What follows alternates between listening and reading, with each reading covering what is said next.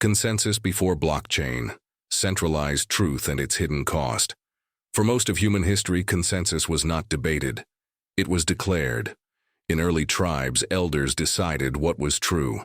They remembered events. They settled disputes. They defined justice. As societies grew, elders became kings, kings became emperors, empires became states. Truth followed power.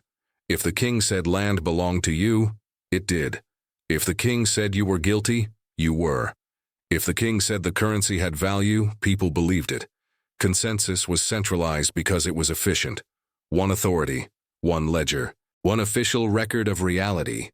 Modern society refined this system. Governments became record keepers. Banks became financial historians. Institutions became guardians of truth. Your identity, your money, your credit, your property, all existed because someone else said so.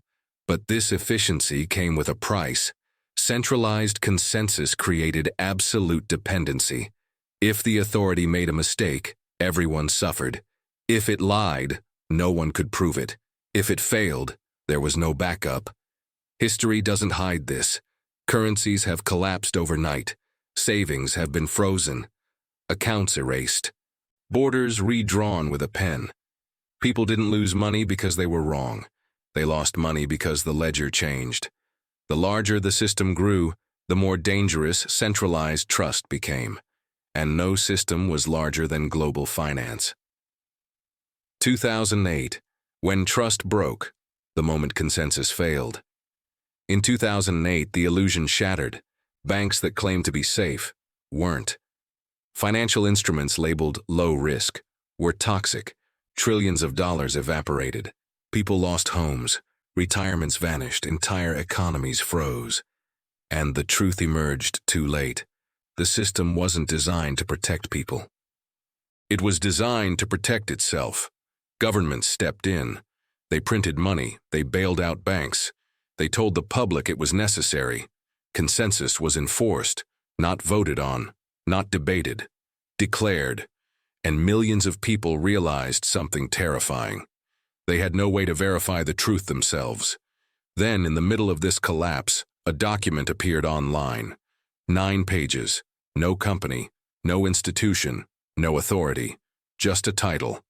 Bitcoin, a peer-to-peer electronic cash system signed by someone no one had ever heard of. Satoshi Nakamoto. No face, no location, no explanation. Only code. When Bitcoin launched, it carried a message inside its first block. The Times 03 Jan 2009 Chancellor on brink of second bailout for banks. That message was not decoration. It was a declaration of independence. This wasn't about money. It was about who gets to decide the truth. Proof of work. Truth backed by energy. Bitcoin didn't ask you to trust a bank. It asked you to trust physics. Proof of work introduced a radical idea. Truth should be expensive to fake. Instead of one authority validating transactions, thousands of independent computers would compete. Each computer tries to solve a cryptographic puzzle. The puzzle has no shortcut, no trick, only brute force. The first computer to solve it earns the right to add a new block to the ledger. Everyone else checks the work. If the math is correct, the block is accepted. If not, it's rejected. This creates something humanity had never seen before. A ledger that anyone can verify. A history that cannot be rewritten cheaply. A system where cheating costs more than honesty. Imagine rewriting history carved in stone. Not once, but millions of times simultaneously. That's the cost of attacking proof of work. Bitcoin, Litecoin, and early Ethereum proved something revolutionary. You don't need trust. You need verification. But proof of work revealed a harsh reality. Security demands energy, and energy has limits. As adoption grew, so did criticism. Was truth worth this much power? That question led to the next evolution. Proof of stake. Truth backed by value. To reduce energy consumption, blockchains asked a new question. What if honesty wasn't enforced by electricity, but by risk? Proof of stake flips the model. Instead of racing with machines, validators lock up their own money. This money becomes collateral. If they validate honestly, they earn rewards. If they cheat, their stake is destroyed. This changes everything. There's no need to waste energy, no race, no massive hardware farms. Honesty becomes the rational strategy. Imagine a courtroom where judges must post bail. If they rule fairly, they keep it. If they lie, they lose everything. Suddenly, corruption becomes expensive. Ethereum's transition to proof-of-stake marked a historic moment. The second largest blockchain changed its foundation. Live. Energy usage dropped dramatically. Scalability improved. New risks emerged. Because proof-of-stake introduces a new question. Does wealth equal influence? Those with more stake gain more power. Consensus didn't disappear, it evolved. Cardano, Solana, Polkadot. Each made different trade-offs. Different visions, different risks. Different definitions of fairness. Because consensus is never neutral. It reflects the values of those who design it. Alternative consensus mechanisms. Speed, control, and the cost of design. By the time proof of work and proof of stake were understood, one truth became unavoidable. There is no perfect consensus mechanism. Every system makes a trade. Some sacrifice speed for decentralization. Some sacrifice decentralization for performance. Some sacrifice censorship resistance for efficiency. So developers began to experiment, not to replace consensus, but to reshape it.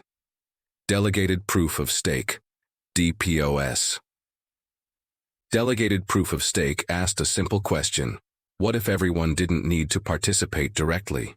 In DPoS systems, users vote for a small group of validators. These validators produce blocks on behalf of the network. If they perform well, they stay. If they act maliciously, they are voted out. This creates faster block times, lower costs, higher throughput, but also fewer validators, more coordination, more political influence. DPoS turns consensus into a representative system. Not pure democracy, not pure decentralization, but efficiency through delegation. Examples include EOS and Tron. The question DPoS raises is uncomfortable. Is speed worth trusting a few? Proof of Authority, POA. Proof of Authority goes even further. Instead of anonymous validators, known and verified identities produce blocks. Reputation replaces anonymity. If a validator lies, their real-world identity is at risk. POA is extremely fast, extremely efficient, extremely centralized. This model is often used in private blockchains, enterprise systems, government and corporate networks. POA isn't trying to replace Bitcoin. It's trying to replace internal databases. It asks, do all systems really need decentralization? Proof of space and time. Some developers saw energy consumption as waste. They asked, what if unused storage could secure a network? Proof of space and time uses disk space instead of computation. Participants dedicate hard drive space. The more space you allocate, the higher your chance of validating blocks. Time ensures that space was actually committed, not faked. This model powers networks like Chia. It reduces energy usage, but introduces new challenges. Hardware inequality, supply shortages. Centralization of storage consensus always shifts the problem, never removes it. Proof of history. Proof of history tackles a different issue: time. In distributed systems, time is hard to agree on. So proof of history creates a cryptographic clock. Events are time-stamped in a way that can't be altered. This allows networks like Solana to process transactions at extreme speed. Validators don't debate order, they verify it. The trade-off? Complexity. Hardware demands? Tighter coordination. Speed is gained. Simplicity is lost. Each mechanism answers the same question differently. Who decides truth? Proof of work says, energy decides. Proof of stake says, capital decides. Delegation says, voters decide. Authority says, identity decides. History says, time decides. There is no perfect system, only systems aligned with specific goals, and those goals shape power. where this actually matters. Consensus mechanisms are not abstract. They are not theoretical. They are already rewriting reality. Imagine sending money across the world. No bank, no permission, no delay. The network itself verifies truth, not a clerk, not an institution. This removes intermediaries, and with them, control. Money becomes software, and software doesn't negotiate. Voting without fraud elections fail when trust fails. Paper can be lost, machines can be manipulated. Authorities can intervene. Consensus-based voting systems allow public verification, immutable records, transparent counting. Not anonymity without accountability, but verifiable truth. Who decides an election? Math or power? Supply chains without corruption. A product moves through dozens of hands: manufacturers, shippers, distributors, retailers. At every step, data can be altered. Consensus locks history. Once recorded, it cannot be changed. Fake products become traceable. Corruption becomes visible. Lies leave fingerprints. Digital identity without surveillance. Today, identity is fragmented. Governments store it. Corporations monetize it. Hackers steal it. Consensus-based identity allows self-sovereign control. Selective disclosure. No central database, you prove what's needed, and nothing more. Identity becomes owned, not assigned. AI without central control. Artificial intelligence requires trust. Who trained it? Who controls it? Who decides its output? Consensus allows AI systems to verify each other, audit decisions, enforce shared rules. Instead of trusting one company, you verify the network. Machine-to-machine trust replaces institutional trust. Consensus mechanisms do not just secure data, they redistribute power. They decide who can participate, who can verify, who can exclude. Every consensus mechanism encodes values: freedom or control, speed or decentralization, efficiency or resilience. These are not technical choices, they are civilizational ones. Once you see consensus, you can't unsee it. Every system around you is built on it, and every system can be redesigned, not by overthrowing governments, but by changing how truth is agreed upon when consensus becomes invisible. Everything you've heard so far leads to this moment, because consensus is not finished evolving, it's just getting started. For most of history, consensus was visible. A king, a judge, a bank, a government seal. You knew who decided the truth. In the future, you won't. Consensus becomes infrastructure, just like electricity. You don't think about who manages the grid, you just flip the switch. Consensus is moving the same way, invisible, automatic. Always on. You won't ask, who approved this? The system will already know. Verification replaces permission. The future won't be proof of work or proof of stake. It will be layered. Proof of stake for speed. Proof of work for final security. Zero-knowledge proofs for privacy. Decentralized identity for control. Each layer does one thing well. Together they form something new. A system that is fast, secure, private, and unstoppable. Not perfect, but resilient. Zero knowledge. Proving without revealing. This is where consensus becomes subtle. Zero-knowledge proofs allow you to say, I am allowed without saying who you are. I paid without revealing how much. I qualify without exposing why. The network verifies truth without seeing the data. This changes everything. Privacy stops being a promise, it becomes math. Machine-to-machine consensus. Soon humans won't even be the main participants. Machines will negotiate. Your car will pay tolls. Your phone will verify identity. Your AI assistant will sign contracts. No bank, no paperwork, no human approval. Machines won't trust. They will verify. Consensus becomes autonomous. But here's the uncomfortable truth. Consensus is power, and power always attracts control. Governments will try to regulate it. Corporations will try to own it. Institutions will try to shape it. Some systems will use consensus for freedom.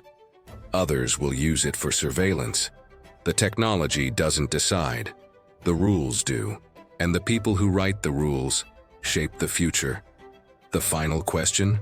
Every era has one defining question. This era's question is not, what is money? Or, who is in charge? It is this, who gets to decide what is true? For the first time in history, the answer is no longer obvious, and that changes everything. Consensus is not a technical detail. It is the foundation of civilization. Change consensus, and you change. Money, identity, power. Truth not by force, by agreement. If this video changed how you see money, power, or trust, do 4 things right now. Like the video, subscribe for more long-form documentaries. Comment what shocked you the most, share this with someone who still trusts the system, and check the description below. This story isn't over. This wasn't just about blockchain. This was about the future of truth in a world without trust.